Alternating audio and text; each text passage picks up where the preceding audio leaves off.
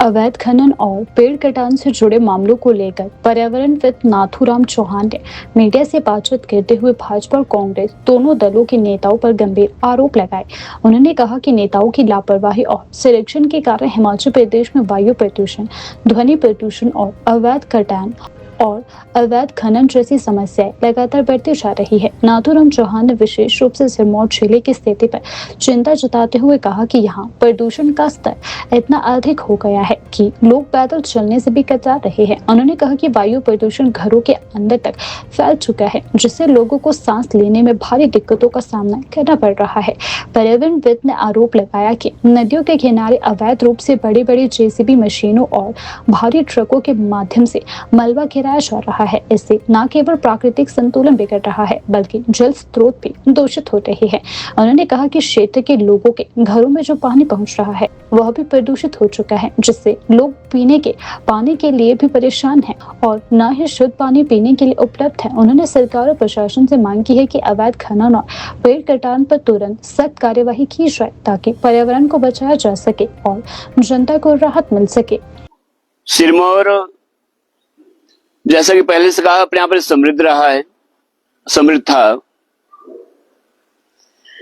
पर इन भाजपा कांग्रेसियों की मिली भक्ति से अवैध खनन, अवैध कटान और वायु प्रदूषण, जल प्रदूषण के कारण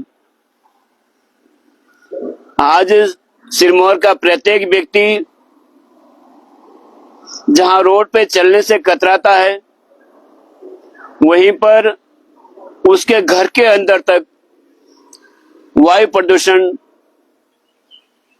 इतना खतरनाक स्थिति में आ गया है कि सांस लेना दुर्लभ हो रहा है।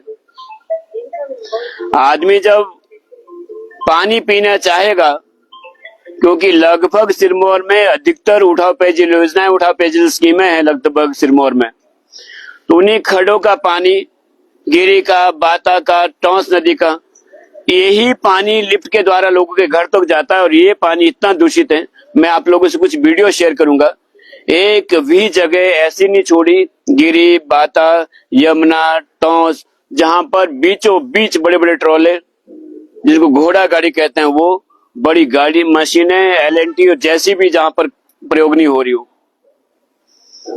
कहने का अभिप्राय ये है कि आम आदमी आज सांस लेने और पानी पीने के लिए भी लाचार है, और यहां तक पहुंचाने में जितना प्रयास हमारे नेताओं के द्वारा और निकम्मे अधिकारियों के द्वारा किया गया, किसी और के द्वारा किया नहीं गया। पिछले दिनों माननीय उद्योग मंत्री जी का कुछ बयान था अवैध खनन के ऊपर, पर मैं ये कहना चाहूंगा, माननीय हर्षवर्धन चौहान जी दो मुंह सांप की तरह काम करते हैं। ना जाने कब किसे डस दे, ना जाने कब किसे डंक मार जाए। एक तरफ ये अवैध खनन की बात करते हो, दूसरी तरफ लोगों को अवैध खनन के लिए कहते हैं। मैं ये कहना चाहूंगा कि अगर हर्षवर्धन चौहान जी चाहें, किसी अधिकारी हिम्मत नहीं है कि वो अवैध खनन करवाए।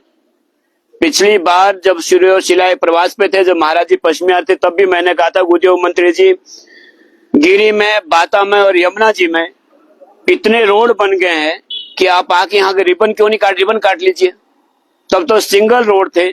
इस बार जब शिलाए प्रवास था उद्योग मंत्री जी का, ठीक उससे एक रात पहले जो हमने पिछली बार बंद करवाए थे स्पॉट, जो पॉइंट बंद करवाए थे फॉरेस्ट विभाग के साथ मिलके, वो पॉइंट भी खुलवा दिए गए।